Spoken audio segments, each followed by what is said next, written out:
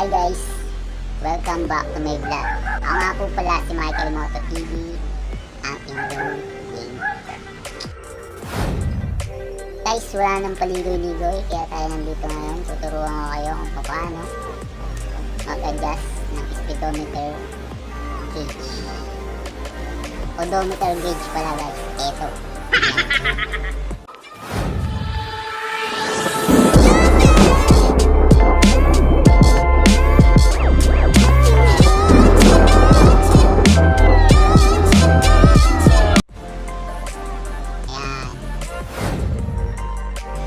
Kung makikita nyo guys, 70,000 na ang kanyang reading.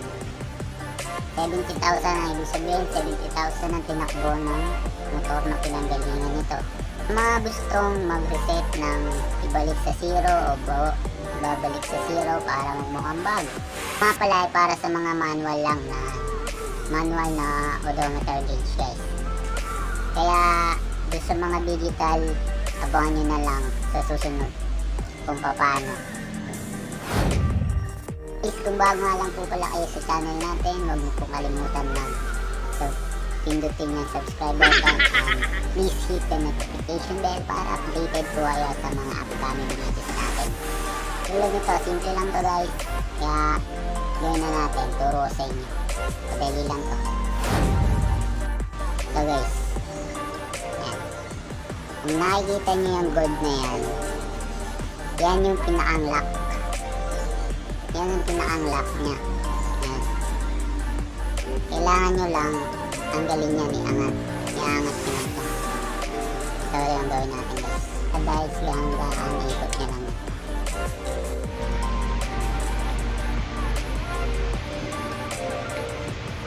So yun guys, eto na. Pag naiangat nyo na to, yan. Pag naangat nyo na tong lock na to, ay yung pinaka-lock nya. Bilog lang yan guys, yan o.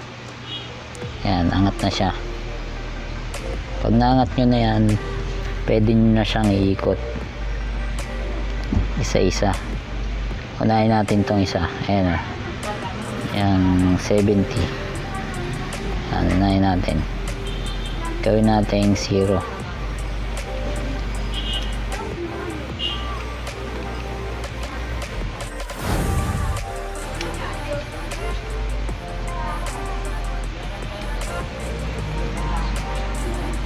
Ayan guys, 0 na. Ikot nyo lang siya, isa-isahin lang. Gusto nyo tong ikot. Ayan guys.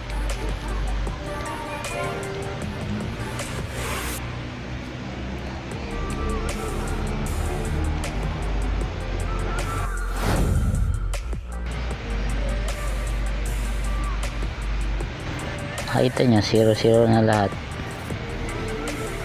Ganun lang kabilis tayain ang speedometer gauge guys.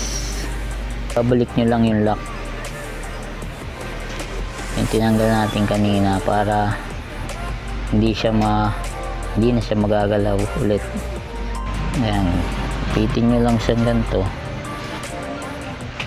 pitin nyo lang siya, tas diinan nyo pababa. Yun guys, tapos na. Kaya nakalock na guys. Pagka nalock mo na yan, hindi na magagalaw yung mga ulit. Ayan, 0-0 na ulit siya guys. Na-reset na natin yung speedometer gauge natin. Like nyo na ulit. Yung video natin.